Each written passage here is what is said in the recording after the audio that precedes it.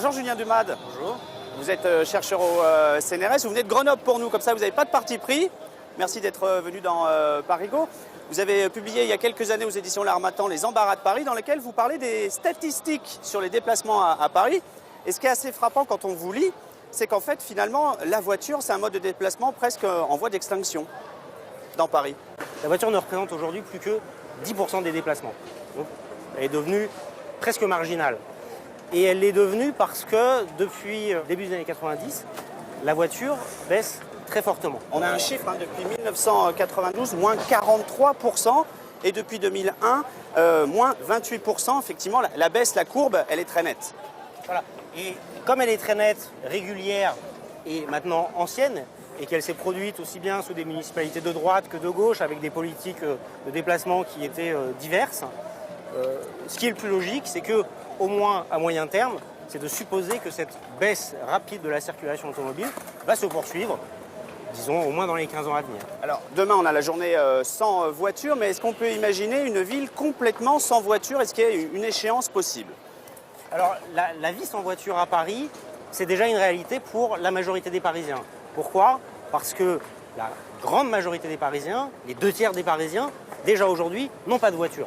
Donc, ils vivent sans voiture au quotidien.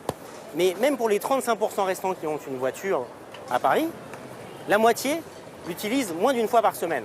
C'est-à-dire qu'aujourd'hui, 80% des Parisiens, chaque semaine, n'utilisent pas la voiture. Alors, qui sera le grand gagnant de ce chassé-croisé des modes de déplacement? Vous faites un pari sur le vélo. Et là aussi, ce sont les statistiques, les chiffres qui parlent.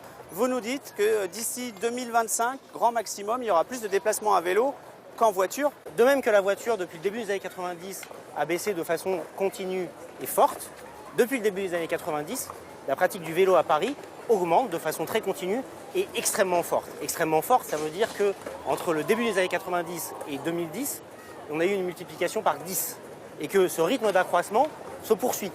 Et donc, on va à nouveau avoir une multiplication par 10 et ça va amener la baisse continue de la circulation automobile et l'augmentation continue de la circulation à vélo. Ça va amener un croisement des courbes, sans doute au milieu des années 2025, c'est-à-dire qu'on va passer d'une situation où en 1990 la circulation automobile était 85 fois supérieure à la circulation à vélo. Concrètement, il n'y avait quasiment pas de vélo et tout était occupé par les voitures, à une situation où, vers 2025, il y aura plus de vélos que de voitures. Alors pour répondre à la question, peut-on se passer de voitures dans Paris? Effectivement, c'est une première réponse statistique, mais il y aura toujours une circulation résiduelle. Les artisans, alors certes aujourd'hui ils ne représentent que 20% des voitures, ceux qui ont vraiment besoin de leur voiture vont sans doute continuer à le faire. Alors ils vont continuer à le faire, et d'autant plus que ça deviendra pour eux beaucoup plus facile, puisque le reste de la circulation automobile va de plus en plus disparaître, et donc les artisans... Ceux qui circulaient aujourd'hui par confort, on va le dire. Ceux qui circulaient aujourd'hui par confort, qu'est-ce que ça veut dire? Ça veut dire que aujourd'hui, le principal déterminant du choix de circuler en voiture dans Paris, que ce soit pour des banlieusards ou pour des Parisiens, c'est le revenu.